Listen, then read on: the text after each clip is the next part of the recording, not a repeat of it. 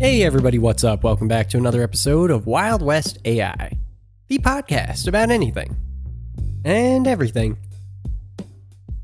AI. Okay, let's jump into today's episode, which is basically about how do you tell if ChatGPT is the one that wrote what you're looking at instead of a person at a glance. So this is not using any tools. I know there are plenty of tools out there and AI services and apps and companies that are offering, a way for you to analyze the words that you're looking at and the tokens and what would be the most likely word or token that would pop up next and how likely is it that it was written by ChatGPT. No, I'm not talking about that. I'm saying if you are like on the road and you're reading something, even if it's on printed paper and you're looking at it, how likely it is that it's written by ChatGPT, here are some pretty easy, surefire ways of telling if it is. Okay, here's the first. The first would be like if you see something that says, it's not this, it's that. Like in the context of framing a problem. So if I was like reading a paper that was written by someone that was supposed to be addressing like the internal struggles that someone feels when they are realizing in life that they haven't played their guitar in over a year, and they love playing their guitar. They've always played guitar, but they've had kids, they have a job, they're busy, they have responsibilities, they're an executive director somewhere, and they can't possibly find the time to play guitar right now, but it feels like they're losing a piece of themselves, right? Okay. And they say, frame my problem for me into ChatGPT. Here's the response you would get. It'd be something along the lines of like, it's not this, it's that.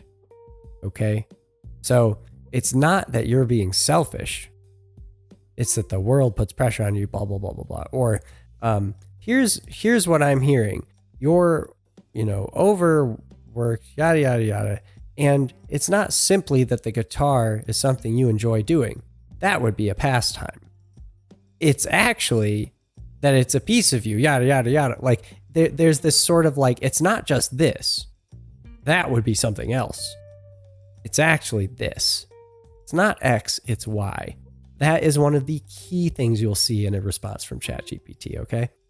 Okay, here's another dead giveaway. The EM dash. That's that like big dash mark. It's like almost like it's a hyphen almost. This, for some reason, ChatGPT loves using the EM dash to separate its ideas, okay? So if you ever see an EM dash in a response, immediately take a look at how it's being used. It's not always going to be a dead giveaway that ChatGPT wrote it just because you see an EM dash, but if you see it in certain ways and use multiple times, it might be a dead giveaway at that point. Here's an example, like going off the last one. If I played guitar for 10 minutes every day this week, what would actually be the problem with that? If the answer is like, honestly, even 10 minutes would help. That doesn't mean that you're indulging EM dash. You're maintaining your instrument and not just the guitar. You're maintaining yourself. Okay, that's got actually both the first thing that I mentioned and the dash in it. It's not just this. You're not indulging, you're maintaining. And not just the guitar. You're maintaining your instrument, not just the guitar. Okay. So that the EM dash and the if this, it's not just this, it's actually that.